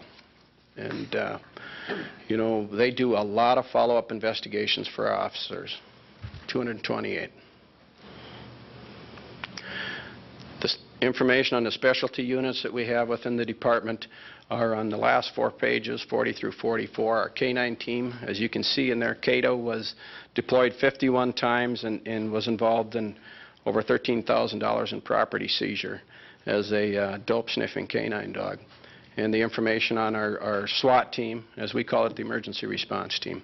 And I want to put a plug in for Pastor Paul McCullough from Assemblies. He's been our police chaplain since day 1, 2002. I believe is when we started that program, and I just seen him out there today. He does a great job. So, that's all I'm going to go through in that report. Are there any questions or comments? Council members, any comments here? Jim, I have a question, if you wouldn't mind. On page 13, you talked about how Willmar compares to other communities in the number of is it reported crimes. Can you just explain that a little bit further? How does that work? Sure. The FBI kind of, I shouldn't say rate, but you can compare yourself to other communities by the number of crimes you have per 100,000 residents.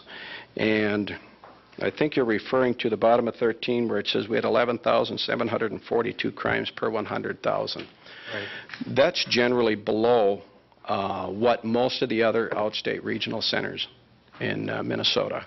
I know Mankato's higher, I know St. Cloud's higher, Duluth, Rochester, Faribault.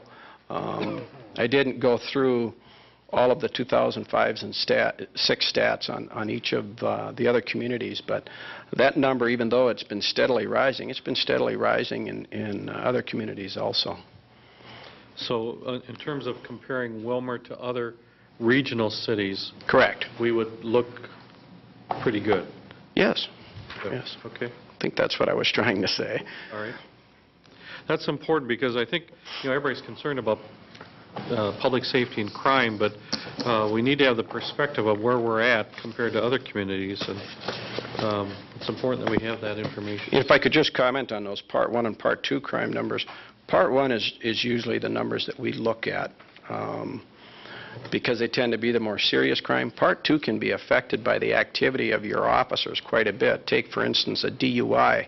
If we made 50 more DUI arrests last year, that's going to increase the number of Part 2 crimes by 50, which, you know, if you look at 100 or 200, crime number jump in that particular category, that can be affected by the activity of our officers, where Part 1 is almost always a reported crime. That's, the murder, rape, robbery, aggravated assault, burglary, theft, arson, etc.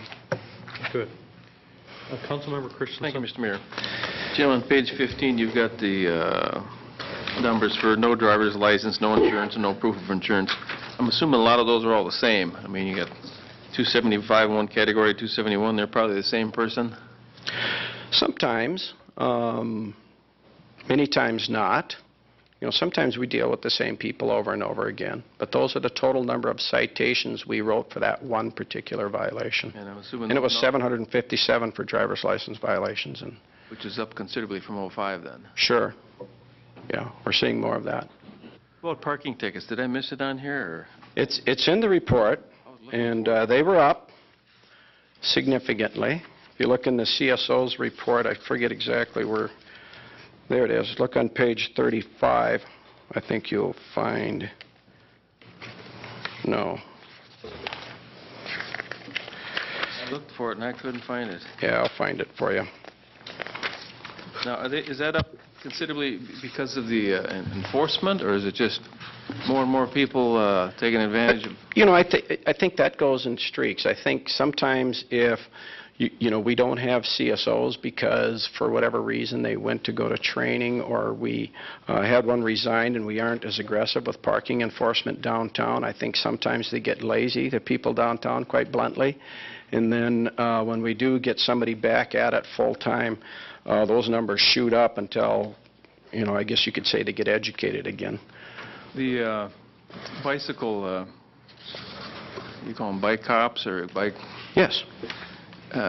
We only have 2 per year, is that what I understand? Correct, 2 in the summertime. Yep. Would you be opposed to them reporting to the city uncamped grass or houses or cars parked in yards? I've mentioned this at a couple of committee meetings, and they could be our eyes and ears for the summer for things like that, so we don't get complaints from neighbors. I don't think we'd be opposed to that. Okay. I mean, they're out there all the time anyway. Well, thanks. As usual, your report is pretty concise and good. Thank you. I'm still trying to find your parking ticket numbers. I'll find them. Is that it? Councilmember Dockin. Thank you, Mr. Mayor.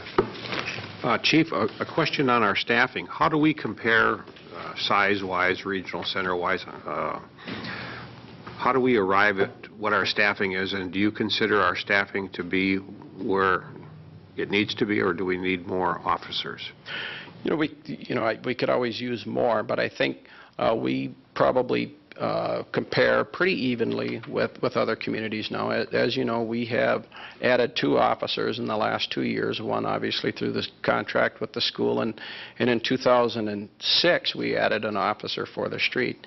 And I think if you look at other communities, and that's hard to do because, what kind of crime prevention community policing programs do these communities run?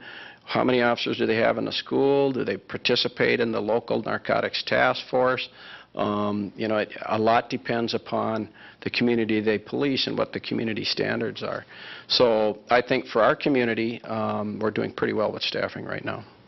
And do you think we've stemmed the tide of our officers leaving to go to work for the county or other places? Do you think we have that under control? Boy, I sure hope so, because quite bluntly, it's a pain in the butt to be training new officers, and then about the time you get them so that they're really good, they leave. Not that they're not really good when they first start, but this is a very technical field that, you have to have a real wide range of skill. So you don't just have them come out of the academy, grab a set of keys, and go out and do patrol work. So I hope we have. The contract that they just recently signed, I think, is a step forward in that direction. Okay. Thank you. Councilmember Anderson. Thank you, Mr. Mayor. Chief, thanks to you and to your department. This identity theft increase in crimes, and kind of a follow-up to Councilmember Dawkins' question in terms of staffing, I have to believe that identity theft crimes probably take a lot of time. Tremendous amount of time. Officer time or detective time or things like that. Is that a concern that if we see a lot more of that sort of thing, that it's going to eat up more hours and could be a staffing concern? I should have mentioned that in my report. Identity theft and internet thefts are, they have the potential to swamp your local law enforcement agency because just of the sheer amount of time it takes to investigate them.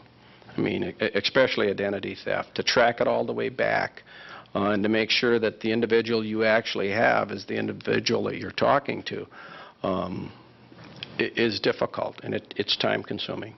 So we're very concerned about it. So far, I think we've been able to appropriately investigate those cases and bring people to court that should be. But like I said, you look at the calls for service, we went from 9 to 66 in 1 year. And it reminds me of what was happening to us 3-4 years ago in family service cases, when those went from 200 and some to 500. Okay. Thank you, Chief, for your report. Well done. Now I'd like to welcome our Fire Chief, Marv Kelvin, for his annual department report. Welcome, Marv. Thank you.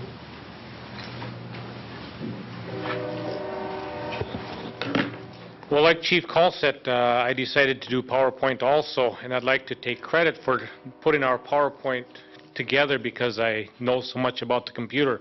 But in reality, Tara Biegert did it also. If something doesn't work right, it's all Tara's fault. If it looks good, you can give me the credit. But she's used to that.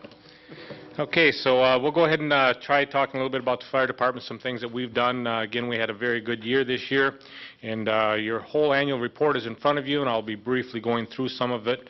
Some of the things that we'll talk about in depth are the things that are required that we do have to give our full report on, so we'll do that. So basically, the fire department is at full staff again this year, and we're very pleased for that. And Jim, if I remember right, I pushed the plus, right? Nope. Okay, thanks. So the ins and outs of the Willmar Fire Department, basically we're a paid-on-call fire department. Each fire department, each member is issued an alert pager that they carry at their place of employment or at home, whatever the case is. They come down to the fire station when their pager goes off. Firefighters are paid on an hourly basis, and basically they get 1 hour for every call that they get, or if the call goes into additional hours, they get additional pay for that. They also get a pension, and if you recall earlier in the year, we did give them an increase in their Relief Association dollars, and they are very appreciative of that, and they currently get $3,400 per each year of service that they have on that. So that's a good thing. The average years of service on the Willmar Fire Department are 14.12 years, and that shows longevity, and I'll get into that in a little bit when we start talking about some retirements that we had in this past year. Some of the major events that we have for the Willmar Fire Department are obviously for Willmar Fest. We do our pancake breakfast, dinner, if you will, and that's a successful event that we work with Rice Hospital to make sure that all of the people that attend the Foot Lake 4 do have a pancake ticket to get back and have their pancake feed. Our National Night Out, this year we're involved with the police department on that. We're involved in a lot of the National Night Out activities, and that was a good thing for us also. We hope to expand that even more next year. Storytime at the Fire Station was a program that we put together with the Community Ed and Rec and the early childhood folk. That is a event that we had where we brought children, both English-speaking and Spanish-speaking people down to the fire station, and we read them a book, Tito the Firefighter. Two of our firefighters, Gaywen Koistra, read in English, and Gil Alvarez read in Spanish. That was very well received by our community. Had about 800 people in attendance at that. Our Fire Prevention Week open house is an event that we always have every year. It's a very good event. We let people come in, go through the station, kick the tires in the fire trucks, as it were, and they're very appreciative of that. And then we also have the smoke trailer so that they can look at our smoke trailer and see exactly how to get out of a house if it were on fire. Our staff, again, I'm the fire chief. Rick Johnson is building equipment maintenance, and Tara Biegert is the one who does 90% or the lion's share of the work around the fire station. She's a tremendous asset to us, and very appreciative to her for putting this together. Our paid-on-call firefighters, we are at a full staff of 45. And a lot of departments are having trouble with recruiting and retention, and in Willmar we really are not having a problem with either recruiting or retention, and we are doing very well that way. Our assistant chief is Jeff Gilbertson, and in my absence, he takes on the functions of the fire chief. And Jeff, Wally Klaus, and Gaywin Koistra currently are the ones that run the fire scenes in my absence, and they do a very good job of it. Captains and lieutenants, and then the secretary for the fire department is Chad Johnson. This last year, we had 2 firefighters resign. Dean Marcotte had 12 years of service. He resigned from the department on September 29th. And then Jim Miller, a 24-year member of the department, resigned on December 16th of 2006. We did have new recruits, and we were able to put them on, and you see their names there. So again, as I stated earlier, we are currently at full strength. The firefighters are required to maintain a percentage of 45% for their call attendance and 70% for the training attendance, and their quotas are there, and those are the percentages. This year, instead of breaking them down by individual person, we broke them down by companies and then the assistant chiefs, and you'll see that the assistant chiefs percentages, again, far outweigh the percentages of the firefighters, and that just goes to show the dedication that our assistant chiefs and deputy chiefs do give to the organization. And we're very appreciative of them and their leadership, and also to the firefighters. We have not added any new pieces of apparatus, and the rest of the department directors are appreciative of that, so they're able to replace some of their equipment. But we do have our equipment there in front of you that you see, and we do have pictures in your report so that you are able to see exactly what our equipment looks like. This year, we are hoping to get delivery of a pickup that will be used for a command vehicle, and then we are not scheduled for looking at any new replacements in the next year or two. Our vehicle use report is the next one, and basically that's a required report to give to you. Tells you how many times each of our vehicles go out on calls, and that is in front of you, and you can review that at your leisure. Department training, we train 3 times a month, full department training, and then our officers meet on the 4th Thursday of the month. And one of the big things that we had to do this year was the National Incident Management Systems training. The fire department coordinated that for the whole city, including MUC. Police department did their own, and Rice Hospital did their own, but we did assist with that. We were able to bring all staff up to current standards. I will be the one to tell you, I'm sure you guys are just chomping at the bit, wondering when your next class can be so you can sit through another one of those NIMS classes. And the next 300 and 400 classes will be coming out in the near future, and we'll have to get the essential people through those classes. Our FAO class, or Fire Equipment Operator class, was a Fire Act grant that we wrote, and we were successful in getting all of our people, with the exception of one person who took the test, that passed the certification test. So all of our firefighters who took the FAO class and took the certification test were successful in passing that test. We also have a lot of outside training that our firefighters go to, in addition to the regular training that they attend, and that is either through fire schools, either in the state or throughout the country. Our pre-plan list for 2006 is in front of you, and this year we had 2 of the schools that we went through, and that is a good plan that we put into place. Kennedy School and Lincoln School were the 2 that we did pre-plan this year. In the event that there were a problem in one of the schools, we want to make sure that we can handle that high-risk environment as good as we can. Rice Hospital was something that we were in on a regular basis due to their expansion project, and we feel very fortunate in the fact that Rice Hospital was able to complete their project, and they have a very fire-safe building, and working with their staff, we feel very comfortable in the event of a problem there, we'd be able to mitigate that also. Working at the Willmar Municipal Airport, that proved to be a challenge in the fact that it is outside of our service area. So we did have to annex that property in, and then that changed our fire protection for that area. Again, that's a non-hydranted area, so there were some special concerns for the airport that had to be taken into consideration. And we feel that with adding the outdoor emergency warning siren out there, the full city is covered with outdoor emergency warning sirens at this time. Your statistics are in front of you in the next reports. Again, this year, our average response time did go up a bit. Our average response time was 4 minutes and 13 seconds. And again, that is the time that, from the time that the firefighters get the page, leave their home, get to the fire station, get 5 to 6 people on a fire truck and get out the door. That's the amount of time. We did change the way that we are recording that. We're using numbers from dispatch, and we are feeling that those numbers maybe are not as accurate as they could be. So we are changing the way we'll be recording our times, and they'll be going back to the way they were done previously. So we do anticipate seeing a drop in that also. The estimated dollar loss for last year was $242,000. Up from $15,000 the year before, but if you go to 2004, you'll see that our dollar loss was $1.3 million, so we are substantially below our average. For injuries, we had no training injuries, but we did have 2 of our firefighters that were stung by bees, yours truly being one of them. It was an interesting call. A gentleman came down to the fire station and said his house was on fire. And we went over to the house, and he did have a fire in the subfloor, if you will. And a bee came out and stung myself and one other firefighter. A total lost hours of 4 on that particular injury. We had 1 slip and fall at the fire station due to slippery conditions, and we were able to correct that with putting down ice melt and sand to take care of that.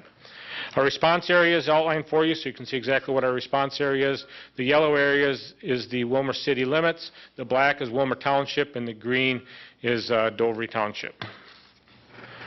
Our rural alarms are there. Dovery Township had 2 calls, and Willmar Township had 7 calls, most of those being for motor vehicle accidents. Our rural versus city comparison, again, of course, there's many more calls in the city than there is in the rural area, but that's a statistic that we like to show you just exactly what's going on there. Our mutual aid given and our mutual aid received, if you take a look at our mutual aid given, you'll see that there's a number of times when we do give mutual aid, but on our mutual aid received, generally speaking, we had 2 departments and sometimes 3 departments in to assist us on our mutual aid. The reason why more mutual aid is being used is because of some of the requirements of your 2 in, 2 out, OSHA standards that are there. They're telling us what we have to do for coverage, and also with going to the on-deck program with the Willmar Fire Department last year. That is something that takes more staff. Rather than being into a fire for 20 to 25 minutes, we're only keeping our people in the fire for 12 minutes, and we're rehabbing them faster, and we go through people faster that way too. It's a firefighter safety issue, and of course we never want to have a situation where a firefighter gets injured or loses their life in a fire, so we've instituted some safety policies for that. Our false alarms, approximately 1/3 of our calls end up as false alarms. Again, as the chief had mentioned earlier, each location gets 5 false alarms, and each additional alarm costs the person for a fire alarm $250. So we charge more for the false alarm than what the police department does. And we had 5 that we had to bill out where they were over the allotted number of 5. The next reports are just the incident types. Again, 43% of our calls were false alarms. Fires were 18%, and good intents were 12%. And that is basically our annual report, and that basically shows you where it's at. Alarms by month shows you the months that we did have the calls. And alarms by day, was Wednesday again being our busiest day. Alarms by hour. Again, this has to do with the time of day when people are going to work and going to school and those types of things. And then our equipment used, basically we're showing you the equipment that were used on a regular basis and the total number of things that we have. So, and that's our annual report, and if you have any questions, I'll pause for those at this time. Council members? Councilmember Dockin? Thank you, Mr. Mayor. Chief, you got a red-hot report. It started with that first page, right? That was pretty cute, wasn't it? It was excellent. Under 2006 pre-plans, I note that you've got the airport there, and you mentioned that it's outside of the service area. But also in this past Airport Commission minutes, it referred to, it's the staff's desire to initiate a program this year whereby a thorough walkthrough of each hangar is conducted. It would not be the city's intention to ticket or punish hangar owners for items in their hangar, but merely safety precautions. There will be, should there be a fire in the hangar area, it would be advantageous to know what's in each hangar. We do that right now for big buildings, right, in town, or so that you know where chemicals are stored and things like that. Don't you already do that? Yes, we do that for all high-risk occupancies. Currently, the FBO building and the terminal are inspected on a monthly basis by myself. I go through each of those buildings, as was one of the requirements in non-sprinkling those buildings, is that I get through those on a regular basis. So I'm out there doing that already. Also in this Airport Commission report, said Dr. Nederl stressed the importance of supplying a key to either the FPO or city in the event of an emergency. How are we handling that? I mean, are we going to have an area where there is a key so that we can get to a hangar should it catch on fire, or there be a fire in the hangar, rather? The terminal building has what we call a Knox box, and that's the system that we use to gain access.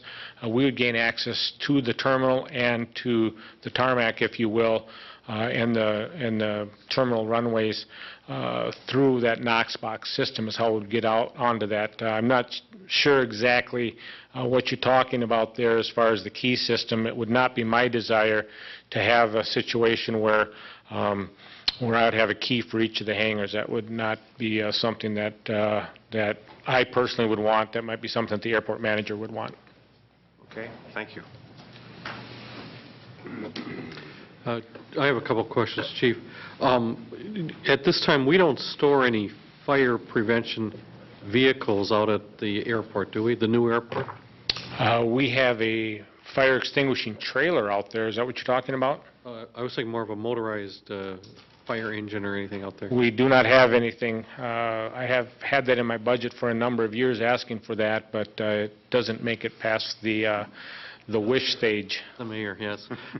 When does an airport need that kind of equipment? You know, at what level of activity does an airport, when should there be something at the airport? Well, there's kind of two prongs to that answer, and I'll answer the first one. Anytime that you have passenger service, you have to have a fire truck on scene prior to the aircraft landing and after the aircraft takes off for a set number of minutes. I believe it's 30 minutes prior to landing, 30 minutes after takeoff. So that is what the FAA says you must have. Again, I think it would be advantageous to the city to have some type of a facility out there that would allow them to have some type of rescue equipment. The proposal that has been in the budget for a while has been to have an engine, refurbish one of our engines, put it out there with the capabilities of having some foam fire extinguishing stuff with it, and then at that point it would be able to be operated by the airport manager and or fire personnel that lived in the area would be able to easily be deployed. It would be able to be operated with turrets and be remote control on the inside of the cab is what we were looking at doing. So basically you'd drive up to the aircraft that was on fire and or that had crashed and be able to basically subdue that fire and hope to make a rescue. By the time we get there from Willmar out to that situation, we have a 4-minute response time, plus then we drive out there, which is going to be another 6 minutes. It's about 10 minutes. Fire doubles in size every 30 seconds in ordinary combustible, so you can imagine what it does with flammable materials. So the chance of a successful recovery of an aircraft that has crashed with an ensuing fire with someone trapped in it, I think we all can figure out what the ramifications of that are going to be. So. Okay, the other question I have, Chief, is historically there's always been a lot of activity related to the Willmar Regional Treatment Center campus.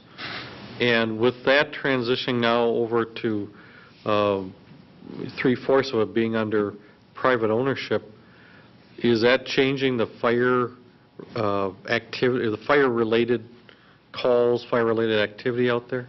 It's always had a high number of calls. We seem to know our way there well.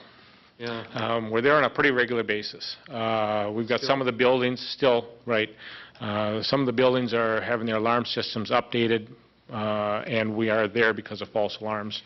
Hopefully once the system gets installed, gets totally integrated, I talked with the person who's working out there, the property manager. Next week, they're hoping to have that whole system up and operating through a new control panel, and we're hoping that that decreases the number of false alarms. But I would say we're still there once to twice a week. Really? All right. Council members, any other comments here? Chief, I want to thank you also for your fine report and your staff, and obviously it's a very busy department, and we're very proud of both our police and our fire department and their personnel. Thank you again. Thank you.